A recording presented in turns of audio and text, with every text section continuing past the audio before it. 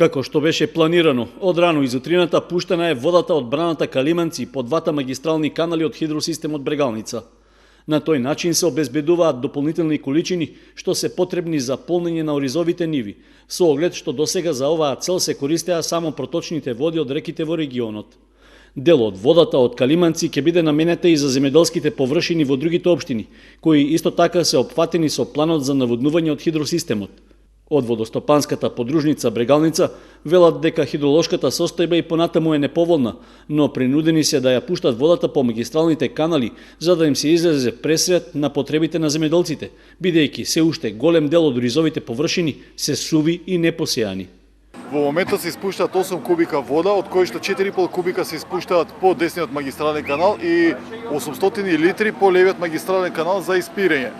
Од 4,5 кубика во десниот магистрален канал кои што се пуштени, 4 кубика се за оризовите полиња, а само 5 кубика се испуштаат до Свети Николе за испирење на каналот. Во река Брегалница исто така се испуштаат 2,7 кубика за да се појачат водите во реките. Тоа значи дека сите реки се на најминимално ниво кое што постои до сега во последните 20 години, и река Осојница, и река Брегалница, и река Кочанска, и Оризарска се неверојатно со низок водостој. Од водостопанската подружница Брегалница апелираат водата од хидросистемот да се користи што порационално, односно навремено и по редослед да се врши полнењето на оризовите ниви, за да се намалат загубите, односно истекувањето на водата во речните корита.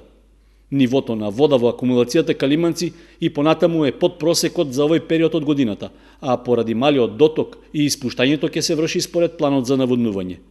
Што се однесува до неодамнешните загадувања на реките во регионот, Гоцев вели дека се уште нема официјална информација дали се откриени загадувачите и какви мерки се преземени против нив.